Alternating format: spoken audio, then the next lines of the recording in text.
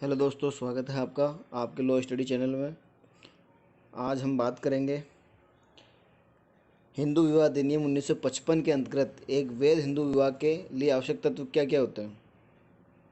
हिंदू संस्कृति में विवाह को एक पवित्र संस्कार माना जाता रहा है। पति पत्नी के संबंधों को जन्म जन्मांतर का संबंध माना गया है। एक बार विवाह सूत्र में बंध जाने पर उसका विच्छेद आसानी से नहीं हो सकता। दोनों को आजीवन एक दूसरे का साथ निभाना पड़ता है। यही कारण है कि पत्नी को अर्धांगिनी कहा गया है। हिंदू धर्मशास्त्रों में पति पत्नी के अनेक पर्यायवाची शब्द है। पति को भर्तार कहा गया है क्योंकि वह अपने पत्नी का भरण पोषण करता है। उसे पति कहा गया है क्योंकि वह पत्नी का रक्षक है। उसे स्वामी कहा गया है क्योंकि पत्नी उसके अधीन है। पति को परमेश्वर भी कहा गया है क्योंकि पत्नी का सबसे बड़ा धर्म है पति सेवा। इसी प्रकार पत्नी को जया कहा गया है क्योंकि पति द्वारा उसी के माध्यम से संतान की उत्पत्ति की जाती है। पत्नी पति की सर्वोत्तम मित्र है। वह धर्म, अर्थ, काम और मोक्ष का मार्ग है। इसी प्रकार धर्मशास्त्रों के अनुसार हिंदू विवाह एक संस्कार है, एक पवित्र बंधन है, एक देवी बंधन है। प्रत्येक व्यक्ति के लिए यह विवाह आवश्यक है, न कि केवल संतान उत्पत्ति के लिए।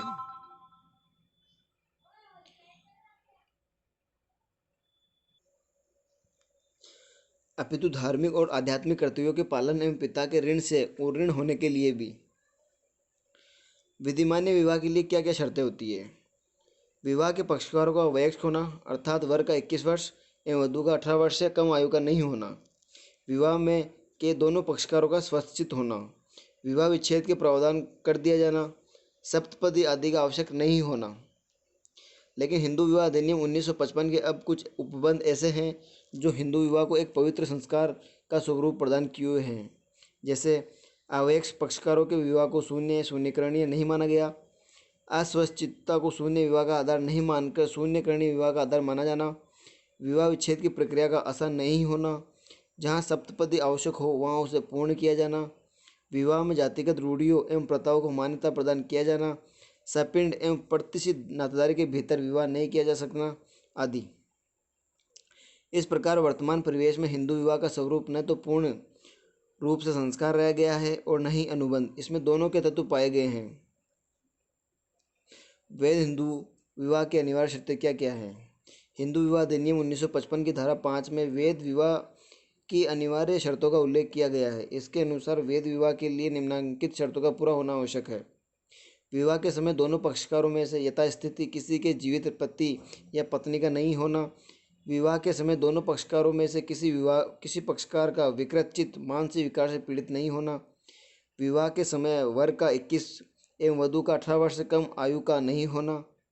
जब तक दोनों पक्षकारों में से हर एक को शासित करने वाली रूढ़ि या प्रथा से उन दोनों के बीच विवाह अनुज्ञात न हो, उनके प्रतिष्ठित नातेदारी की डिग्रियों की बेहतर न होना।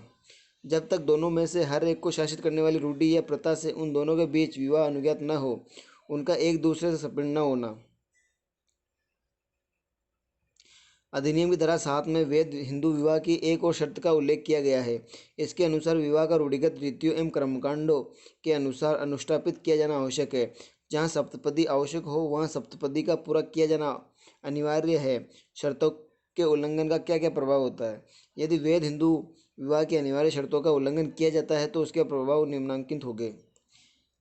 निम्नांकित परिस्थितियों में या तो शर्तों का उल्लंघन किया गया विवाह शून्य होगा।